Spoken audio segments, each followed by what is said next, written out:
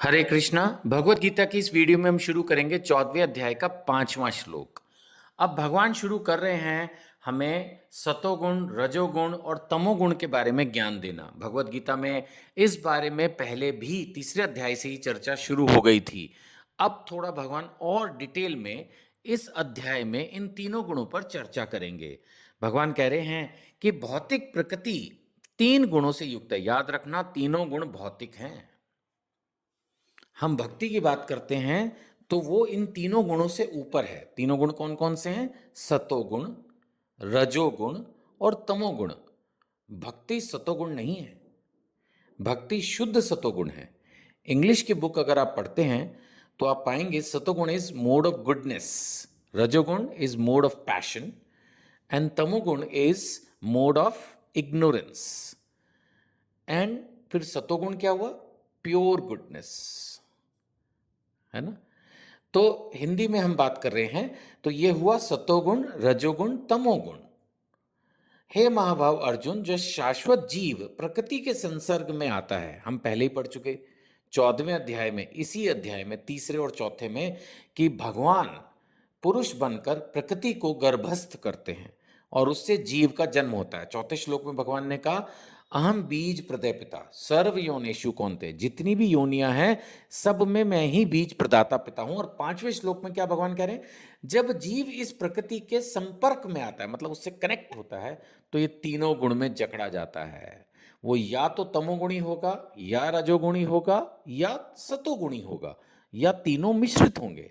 वैसे मेरा अपने जीवन का अनुभव है, अभी हम पढ़ेंगे इन तीनों गुणों के बारे में, ज्यादातर लोगों में ये तीनों गुण होते हैं। किसी में कोई गुण कम, किसी में कोई गुण ज्यादा, होते तीनों हैं। खैर, तो भगवान यही कह रहे हैं कि भौतिक प्रकृति तीनों गुणों से युक्त है, सतो, रजो और तमो। हे महाभाव अर्जुन, जब शाश्वत जीव प्रकृति के संसर्ग में आता है तो इन गुणों से बंध जाता है। अब शुरू करेंगे 6ठे श्लोक में। सबसे पहले सतो गुण के बारे में थोड़ी सी चर्चा। भगवान अर्जुन को कह रहे हैं निष्पाप, यानी एक ऐसा व्यक्ति जो खुद ही सतोगुणी और शुद्ध सतोगुणी है, निष्पाप, जिसने कभी पाप नहीं किए।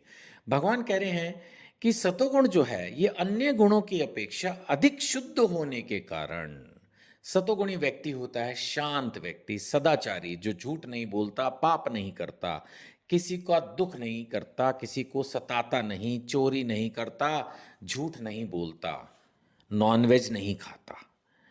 इस तरह के बिल्कुल साधारण सिंपल जीव जो होते हैं, इंटेलिजेंट, पढ़ाई के पीछे भागने वाला, ज्ञान के पीछे भागने वाला, और मतलब हर तरह से जिसको आप बोलते हैं ना गुड, वेरी गुड, अच्छा आदमी, वो होता है सतोगुणी।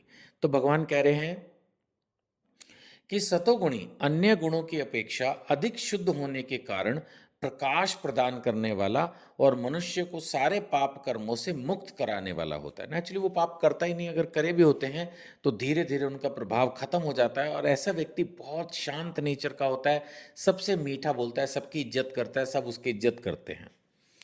जो लोग इस गुण में स्थित हैं वे सुख तथा ज्ञान के भाव से बंध जाते हैं। लेकिन भगवान क्या करें कि ये लोग भी ज्ञान और सुख से बंध जाते हैं। नेचुरली जो आदमी समझदार होगा वो जीवन में प्रोग्रेस कर लेगा, अच्छा पैसा भी कमा लेगा, हो सकता है उसके पास घर, गाड़ी, पत्नी, बच्चे सब अच्छे हों। ऐसे भी बहुत लोग हैं इस दुनिया में जो बहुत अच्छे हैं, लेकिन वो सुख से बंध जाते हैं। ऐसे लोग जीवन में सुखी रहते हैं, शांत रहते हैं, संतुष्ट रहते हैं, उनको भगवान की जरूरत ज्यादा महसूस नहीं होती। अब क्योंकि उनको भगवान की जरूरत महसूस नहीं होती, क्योंकि जीवन में जो कुछ चाहिए सब कुछ है, ज्ञानी भी हैं। हो सकता है प्रभुपाद जी लिख रहे हैं उनमें से बहुत सारे जो हैं वो एक बहुत ही एक्सपर्ट साइंटिस्ट हों, जैसे मैं अपनी तरफ से जोड़ देता हूँ, डॉक्टर हों, इंजीनियर हों, चार्टर्ड अकाउंटेंट हों, आईएएस ऑफिसर्स हों। इनको कहाँ भक्ति समझ में आएगी? बहुत मुश्किल हो जाती है इनके लिए, क्योंकि जो आदमी इनसे मिल रहा है वो इनकी प्रशंसा कर रहा है तो दिमाग खराब हो जाता है।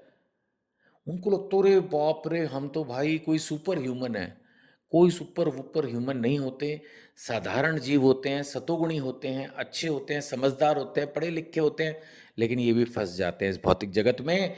क्यों? क्योंकि इनको बहुत सुख मिल रहा होता है, इनको यही सुखमय जीवन अच्छा लग रहा होता है, ज़्यादा जीवन के कष्टों का अनुभव नहीं होता, और इसी जन्म मृत्यु के चक्कर में बेचारे फंस के रह जाते हैं। होते सतोगुणी हैं, मैं फिर कह रहा हूँ, बहुत अच्छे लोग होते हैं, ये समझदार होते हैं, साइंटिस्ट होते हैं, फिलोसफर होते हैं, आर्टिस्ट होते हैं, समझे नहीं, पोएट होते हैं, कवि होते हैं, सब बहुत बढ़िया है, अच्छी बात है। लेकिन एक बात बहुत बुरी कि इनके जीवन में भक्ति नहीं, भगवान के प्रति समर्पण नहीं, हरि नाम का जप नहीं। जो भक्ति के विधि विधान हम इतने अध्यायों में डिस्कस करते हैं, ये लोग नहीं करते, क्योंकि ये जीवन में भौतिकता से संपन्न होते हैं। एट दी मोस्ट ये लोग कभी कभी थोड़ा दान कर देते हैं, लेकिन फिर वो द्रव्य दान है, क्योंकि भक्ति भाव से तो किया नहीं, वो इन्होंने ये सोच के कर दिया चलो कर देते हैं। सतोगुणी हैं तो इनको बस पुण्य की अभिलाषा होती है, और फिर भगवान इनको स्वर्ग की प्राप्ति करवाएंगे आगे चलकर, अपने धाम में नहीं बुलाने वाले।